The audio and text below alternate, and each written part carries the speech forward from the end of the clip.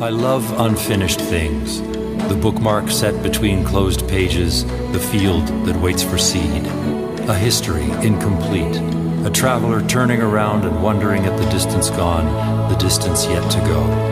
What is ever there on a country's road but times when we were glorious and times of things no one should have done? Our anthem understands, words of pride with notes of mourning, and the music of resolve to finish and turn towards the road ahead. Here is a place to say, we go on, not as before, and so keep faith with the best of what we are. It is a complex love that keeps us together, and all the more true love for that. Welcome to the Duck Dive, the show where we take a stack of sources, articles, and research and really try to pull out the most important nuggets of knowledge or insight just for you. Today, we're plunging into a genuinely surprising story, one that, well, it really challenges the conventional wisdom about Jewish life in Germany. Our deep dive into the material has revealed something quite unexpected. Get this. The existence of not one, but two distinct central councils representing Jewish life there. When we first encountered this in the sources, it immediately felt like, discovering a vibrant, complex reality thriving just beneath the surface of what many might assume they know, like a hidden city beneath a familiar one. For some, the very idea of a flourishing Jewish community in Germany is still so tied to its harrowing past.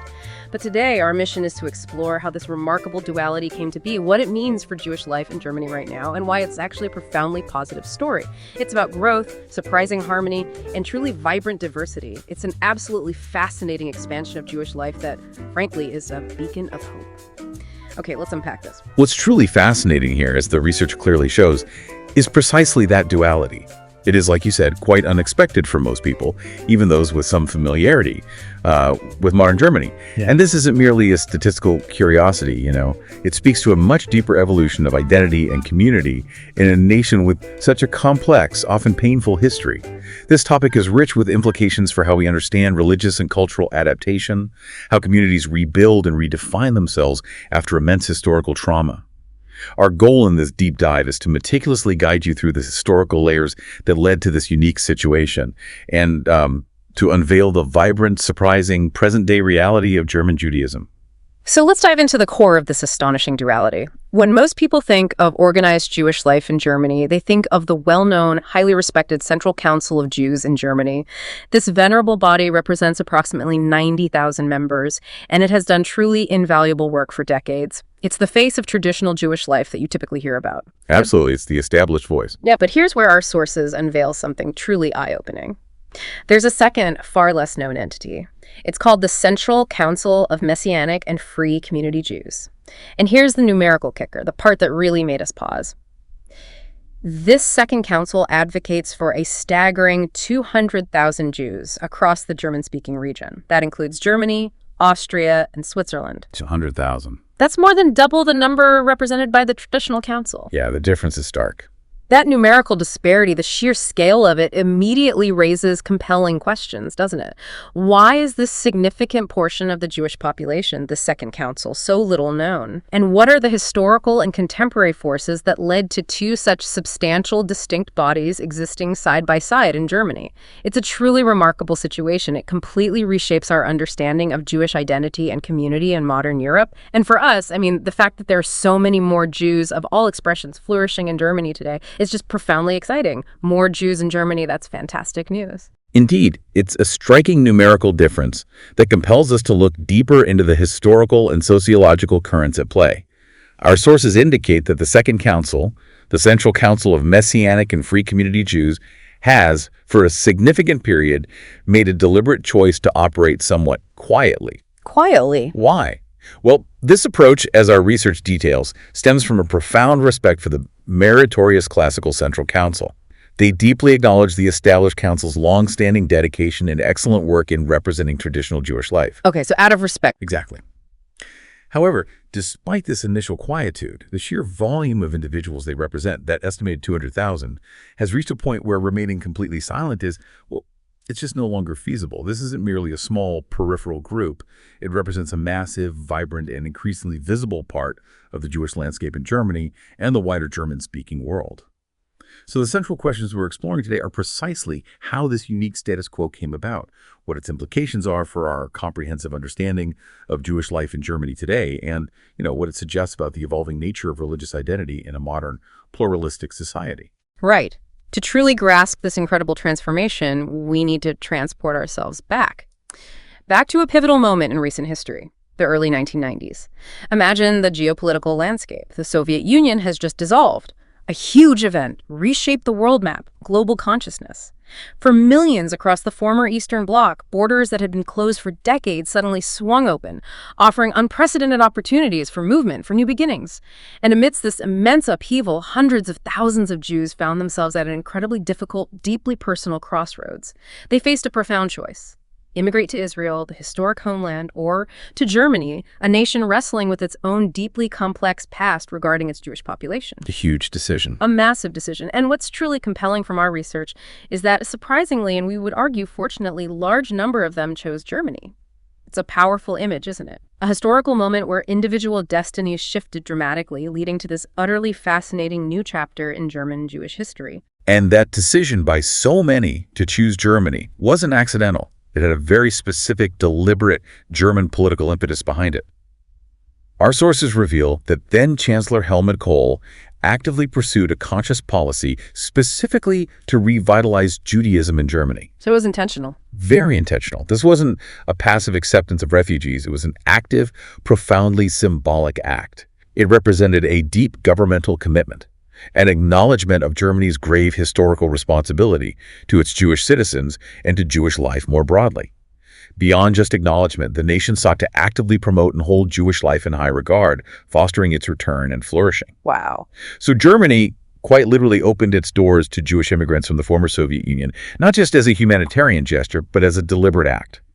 Historical reconciliation, a conscious effort to rebuild a vital part of its own national fabric. If we connect this to the bigger picture, it becomes clear that this was more than just an immigration policy. It was conscious nation building, deeply rooted in historical reflection and a commitment to a profoundly different future. That's fascinating context. It really underscores a powerful shift in national identity and purpose, showing a desire to move forward by thoughtfully engaging with the past. And here's where the truly unexpected, yet I think profoundly beautiful consequences of this policy began to unfold.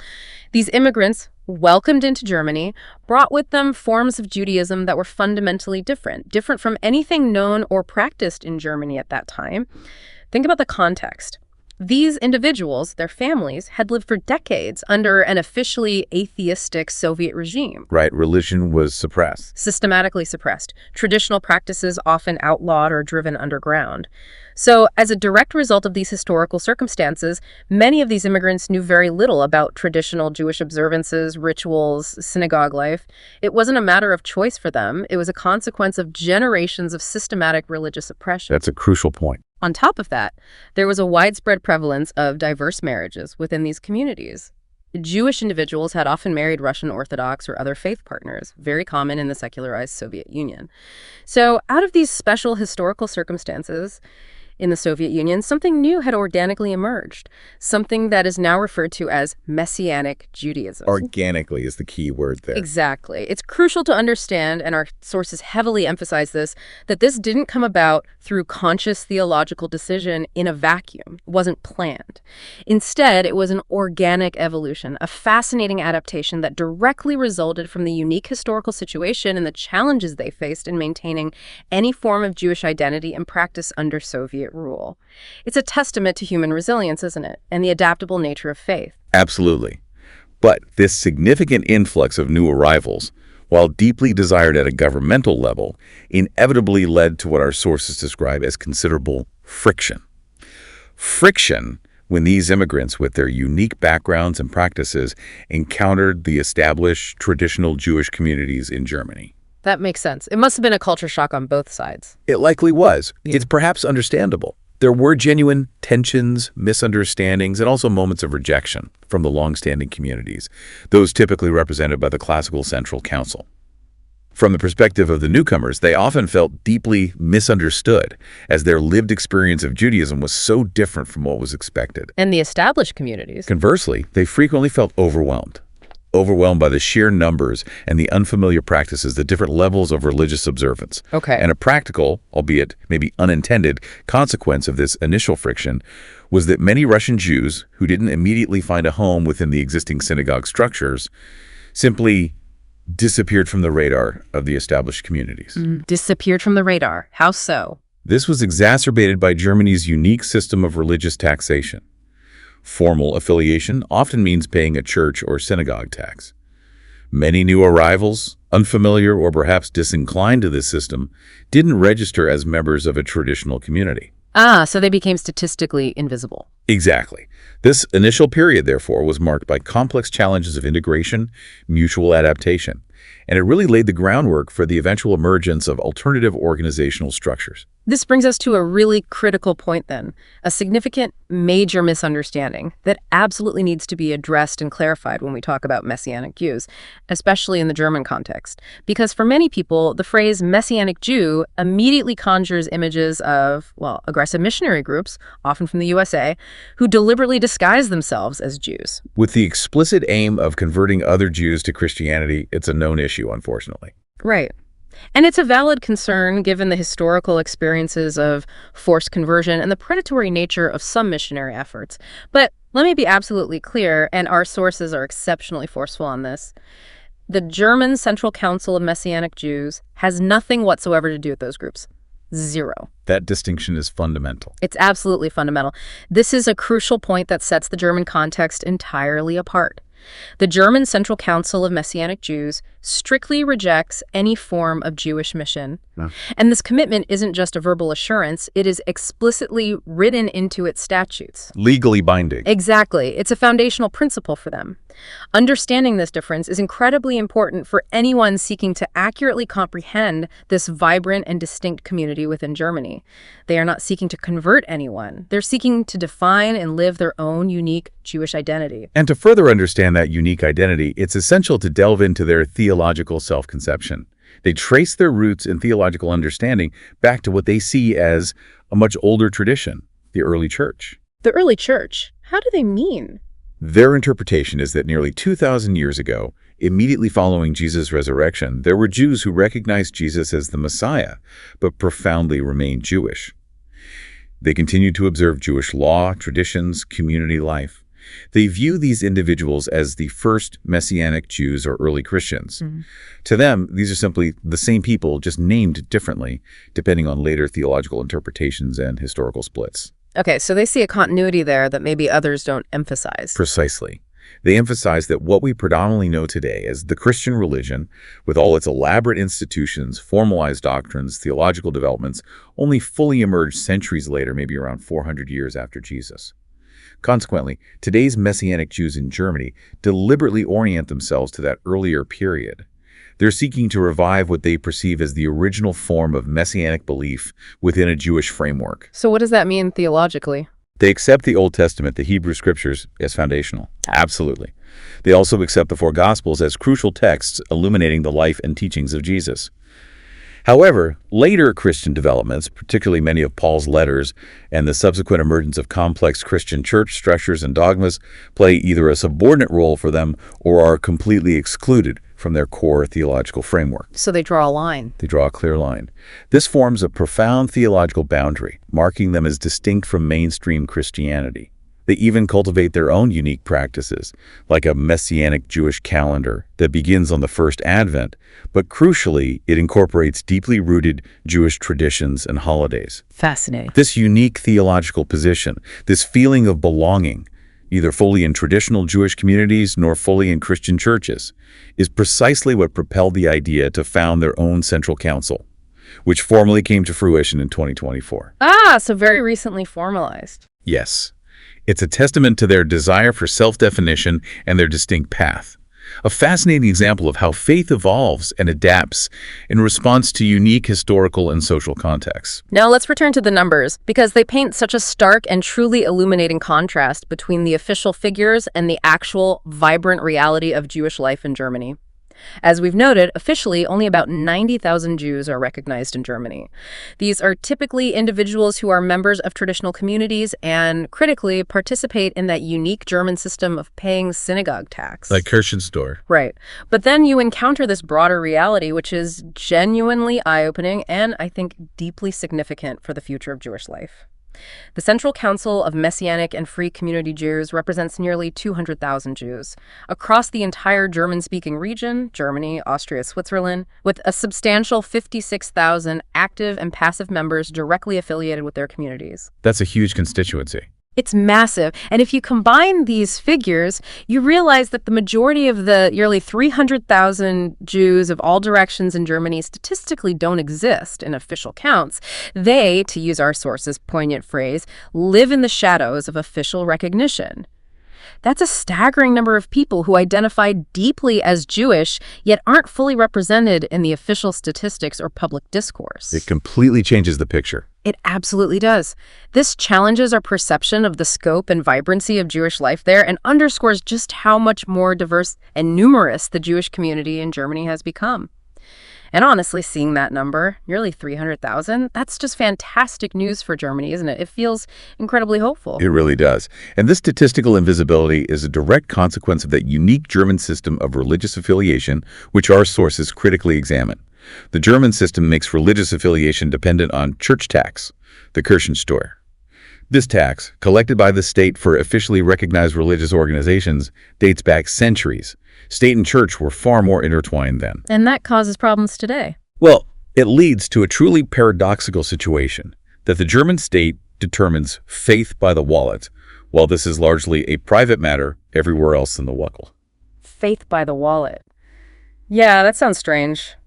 In most countries, religious affiliation is just a matter of personal declaration, community membership, not a tax designation.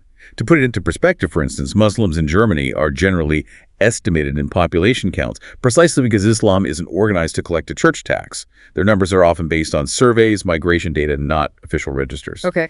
But for Jewish communities, the official count predominantly includes only those who have formally registered and paid the synagogue tax. Similarly, Christians who belong to independent free churches or denominations not officially recognized for tax collection also often fall through the cracks of these official tallies. So this raises an important question, not just about Germany, but about how we define and count religious communities globally. Are we truly capturing the full picture when our metrics are tied to financial contributions rather than self-identification, cultural heritage, or community participation? It definitely creates a blind spot. A huge blind spot, especially for communities that either choose not to or cannot participate in state-funded religious structures. So why does this statistical invisibility matter to you, the listener, and to the broader understanding of German society? It's not just an academic point about numbers, right? Not at all. This lack of official recognition has tangible implications. It directly impacts how resources are allocated, how public policy is made regarding religious communities, and ultimately how German society understands its own composition and the incredible diversity within it. When a significant portion of a community essentially doesn't exist in official figures, it impacts their visibility, their voice, their ability to advocate for their needs. This deep dive is about shining a light on that often overlooked richness, highlighting that the vibrant mosaic of Jewish life in Germany is far larger and more complex than official statistics might suggest, and that in itself is a cause for optimism. Definitely. Now, this unique and complex situation initially led, quite understandably, to a critical examination by the traditional Central Council. Understandably, given the confusion around the term Messianic. Exactly. Their concern was legitimate and, frankly, justified, as they understandably feared missionary attempts, similar to those that have caused significant pain within Jewish communities globally, particularly those known from the USA. They were right to be cautious because, as our sources note, there are groups elsewhere that use the Messianic Jewish label to actively engage in aggressive Christian missionary work, often creating confusion and distress. So that historical context made scrutiny necessary. Prudent and necessary. However, the representatives of the German Central Council of Messianic Jews responded to these concerns with impressive clarity, transparency, and reassuring sincerity. They made it explicitly clear from the very beginning that they wanted absolutely nothing to do with such practices and were entirely separate from them. They drew that line firmly again. Very firmly. They committed explicitly to rejecting any Jewish mission and, crucially, emphasized their deep respect for the traditional Central Council, recognizing its long and distinguished history. They offered a powerful conciliatory statement that our sources quote, "We are not competition." That's a strong statement. Very. The Central Council of Jews in Germany does excellent work for all Jews who belong to a traditional community. We, on the other hand, represent the interests of all other Jews in Germany, Austria, Switzerland, and the EU as a whole. Wow. Direct, clear, respectful. Absolutely. And that direct, unequivocal, and respectful positioning was absolutely key to de-escalating tensions and building a foundation for mutual understanding. And here's where it gets really interesting and frankly truly inspiring. This incredibly clear and respectful positioning from the Central Council of Messianic Jews resulted in what our sources describe as a remarkably relaxed situation. And today, a demonstrable respectful coexistence between both central councils. Which is quite an achievement. It really is. It stands as a truly fantastic example of conflict resolution and mutual understanding in action, a testament to the power of clear communication and shared goals. The condition for this peaceful equilibrium is clear and understood by both sides. As long as Messianic Jews don't missionize and make clear that they don't want to convert anyone away from Judaism, the classical Central Council reacts with peace and cooperation. A clear boundary respected by both. Exactly. This is a remarkable testament to maturity and a shared commitment to building a stronger, more inclusive Jewish life in Germany, recognizing there's more than one way to be Jewish. It's so positive to see this level of cooperation and respect fostering such a diverse and growing community. And what's particularly striking and profoundly encouraging is that despite their theological differences, which are undeniably significant, both central councils have identified a set of profoundly important common goals that unite them. Common ground despite the differences. What are those? These shared objectives include the vital protection from anti-Semitism, which unfortunately remains a critical and ongoing challenge in Germany and globally. Absolute crucial. The active promotion of Jewish life in Germany in all its forms, and unwavering, steadfast support for Israel as a Jewish state. Okay, so major areas of agreement. Huge areas. This shared agenda demonstrates a truly remarkable maturity in addressing diversity. It highlights that while theological distinctions can be profound and deeply held, overarching communal interests and values, safety, cultural preservation, identity can, and indeed do, create strong bridges of cooperation. It's not about erasing differences, but rather finding shared purpose and collaborating on areas that benefit the entire Jewish community, and by extension, German society as a whole. That's a really powerful model. Now let's broaden our understanding of the Central Council of Messianic and Free Community Jews even further, because it's important to clarify that this council doesn't only represent Messianic Jews. Right. Yeah. That's absolutely right. Our sources make it abundantly clear that it has taken on a much broader and vitally important task, representing other religious minorities that are not organizationally strong enough to stand up for themselves, or who don't fit neatly into the established state church frameworks. So it's kind of an umbrella group for the unaffiliated or smaller groups too. Precisely. This is a significant aspect of its mandate, showcasing its role as a crucial voice for the otherwise unheard, an institutional umbrella for diverse spiritual paths. So who else falls under this umbrella? Well, the diversity of groups this second council represents is quite astonishing, reflecting the complex and evolving religious landscape of modern Germany. It includes Free Community Jews. Okay, what does that mean? These are classical Jews who belong to a community, but that community isn't affiliated with the venerable traditional Central Council, maybe for reasons of autonomy or specific local history. Then there are community-free Jews, individuals who, while not belonging to any organized community or synagogue, still deeply understand and identify themselves as Jewish through heritage, culture, or personal belief. So Jews outside the formal structures. Exactly. But it doesn't stop there. This council also provides a voice and institutional support for groups as diverse as Judeo-Christian panentheists. Panentheists. They blend Jewish and Christian theological concepts with a belief that God is immanent in all creation. Then Oriental Christians, a broad term for ancient Christian communities from the Middle East and Asia, some with historical ties or theological affinities that resonate, and even Scythians, a historically Gnostic group with roots in early Christianity, and various other small religious groups that lack established representation. Wow, that's an incredibly diverse mix. It is. And this extraordinary development reveals something truly remarkable about modern Germany. Religious diversity is not only tolerated, but institutionally organized. Both central councils now have their unique justifications and tasks, and the key insight from our sources is that they complement each other instead of fighting each other. This is a powerful and increasingly relevant model for managing complex societal diversity. It really is. This entire story, the emergence of these two central councils and their remarkable coexistence, it goes far beyond just religious institutions, doesn't it? It's a profound illustration of the transformative power of migration to reshape societies in unexpected, often profoundly beautiful ways. Think about it. The 280,000 Jewish immigrants from the former Soviet Union didn't just change the numbers of German Judaism, they fundamentally altered its very structure and traditions. They brought something completely new, something that didn't exist in Germany before, and then had to find their way, adapt, integrate into a new society while simultaneously redefining their own identity. So what does this all mean for Germany? It's a vibrant, living testament to adaptation, integration, and the incredible resilience of identity. It's a story of unexpected growth and flourishing that enriches the entire nation. And like we said, the more Jews of all diverse expressions that Germany can welcome and nurture, the better for its cultural and moral fabric. That's just fantastic. It's also, as our sources emphasize, a deeply inspiring narrative of respect and understanding that holds lessons far beyond Germany's borders. Finding a way for these distinct communities to coexist, to work together, to pursue common goals despite significant theological differences is genuinely not self-evident. It takes effort. In a world often marked by religious divisions and conflicts, this case demonstrates that peaceful solutions are possible even in religious matters. That's a profound and urgently needed lesson.